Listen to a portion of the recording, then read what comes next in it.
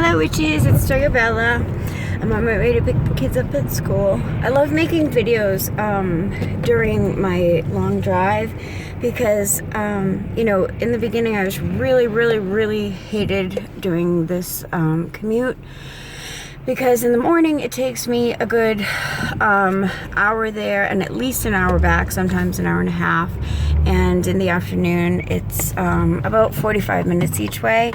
But I've been using that time to either make phone calls to people who I want to talk to for a long time, but at home I'm usually running around and busy and all that kind of stuff. And also it's a great time to be able to have that quiet time to make a video or do some type of a devotion or something like that. So anyway, I wanted to make a video on the subject of how often do people usually reevaluate their tenets or their whatever you're in the beginning when you start. There's like an area of reflection where you want to decide exactly who you are, what you believe, and what you're going to practice. Most people use the tenets of witchcraft, basically to know yourself and all that. An important thing to know about yourself especially is, what are the rules and the guiding codes to what you believe. So, how often do people do this? What I've done throughout my life, since I was very young, and I realized even as a kid, I realized I had some form of a practice. It's so amazing to realize that when you're a child, you already know this kind of thing about yourself. Like, for me, a spiritual place where I would talk to spirit and deity and God and all that was in the woods. I would go off in the woods and be with nature and commune with the animals, and I felt like I could understand nature much better than I understood people, because they were very predictable. I understood if like a predator was in the area based on how the crows behaved and all that kind of stuff. But anyway, for me, that was where I had spiritual reflection time and stuff like that. And I always did that. And I remember even being a very little kid playing in the dirt and the mud and things like that. And I would make what I called my little potions. And isn't that funny? I don't know that I really consciously knew I was practicing witchcraft, but it is a form. It's a form of how you're interacting and worshiping and seeing the spiritual below or within nature, and it's everywhere. It's in the dirt, in the bugs, and I just loved that stuff, and it's always been a part of me. And so as I've grown and as I've matured and had to reevaluate, because you reach different stages in life. Like there was a time when I stopped, as much as I felt if somebody asks me like what my closest to like perfection is, and I remember when I was 19, somebody came in when I had a job at a shoe store and said, "What's your dream job?" And my answer was, I'd ride horses and get paid for it.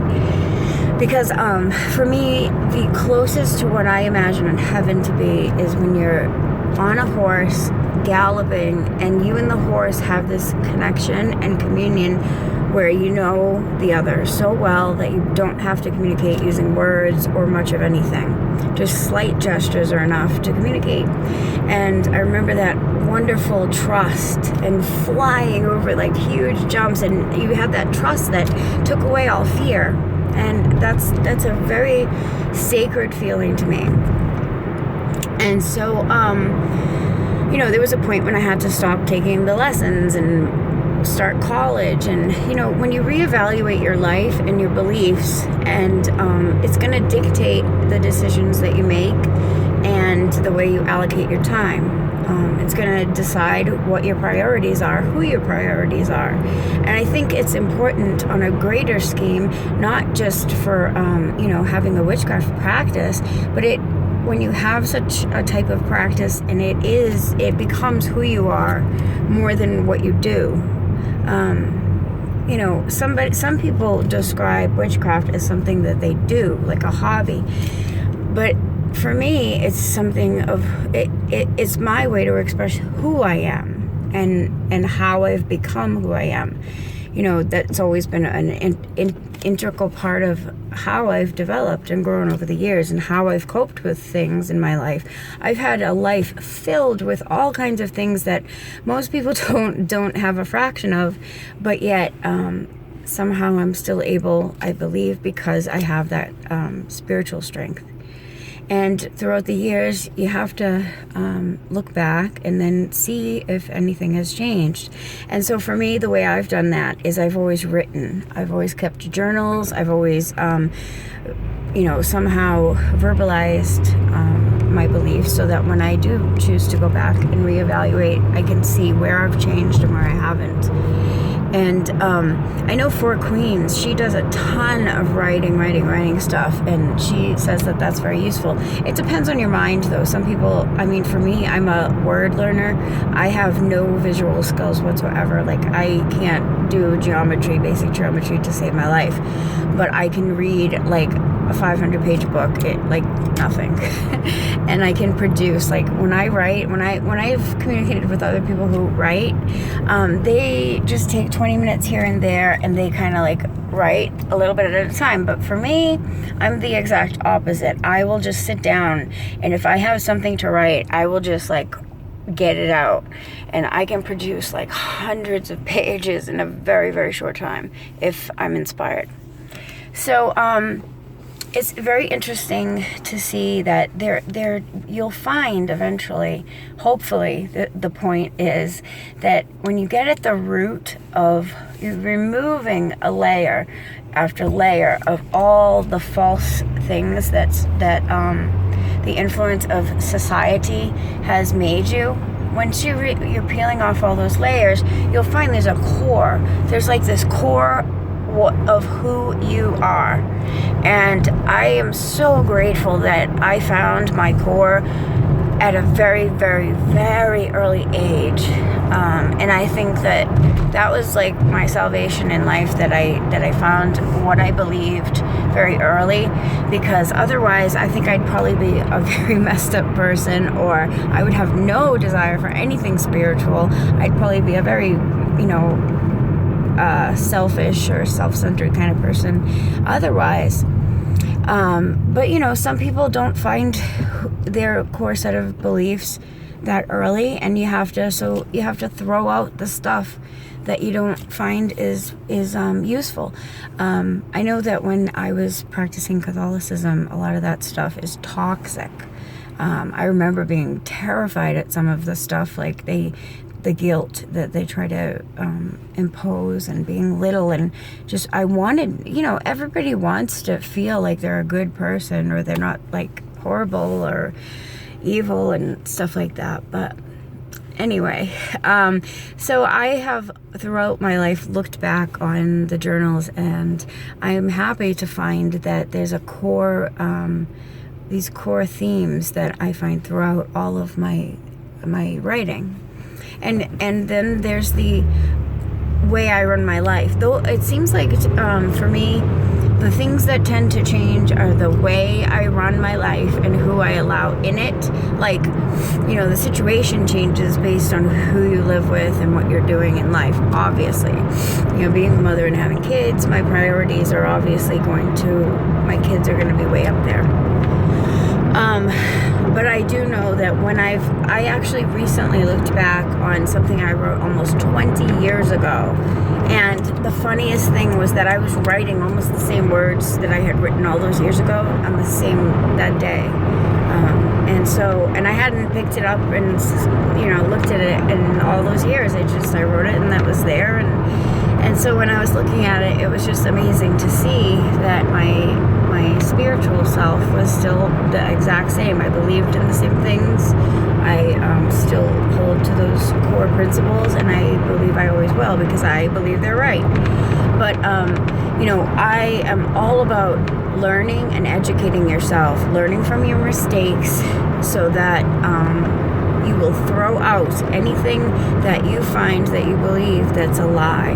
And, when I went to churches, I went to that church that I almost gave up completely on spirituality. I think I was just talking about this today. I had like a total meltdown at one point in my life where my grandmother died, my aunt died, and I delivered 2 premature babies within that same period of time. So I buried 2 babies, and in that like little chunk of like 3 years, I was like done with religion, with everything, with life.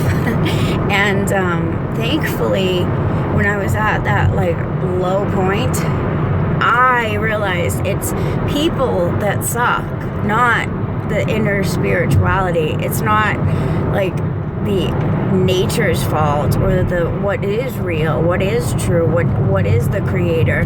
That's not at fault. What's at fault is the crappy way people do things and the way people tell people to worship or to be or to behave.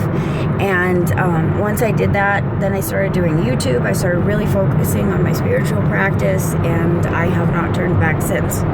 And I know that I'm a much more secure person for it. I'm much more able, for the first time in my life, I'm able to say no to people. But before that, like, breaking point, I couldn't say no. I felt like I had to always help people who are in need, or do things when people asked, or fill a gap where nobody else would step up. And it was running me dead. And so I had to learn to have a set of principles, but with a limit. I can't wreck myself, because then I'm useless not only to everybody else, but to myself. You can't help anybody if you're a mess. So, and then as I started to really educate myself on what people are teaching or telling others to do and whether or not it is right, because I realized that at that that other church I went to, they were literally telling people lies to get them to do things, and that is so wrong. And that is like, I think that's like, it should be punishable in some way to be teaching publicly and like telling lies basically to get people to do the work that needs to be done. So anyway, that's the end of my rant, but I just think it's important to keep some kind of a record, like in the beginning of your Book of Shadows or something, and have like your main goals and beliefs or something like that, so that every once in a while they need a tweak and you need to change it in order to help yourself. Like sometimes you have an area of your life that's really kind of like falling apart or not doing as well, and you need to change some things around in order to fix it. You need to have that good balance. You need a healthy balance in your body, in your mind, and in your life. And I know I don't always have it, and it's very challenging to keep that balance, but the important part is to learn and to always just keep trying and not give up. We're always going to make mistakes, but the important thing is to learn, grow, and change. All right, guys, blessed be. Bye.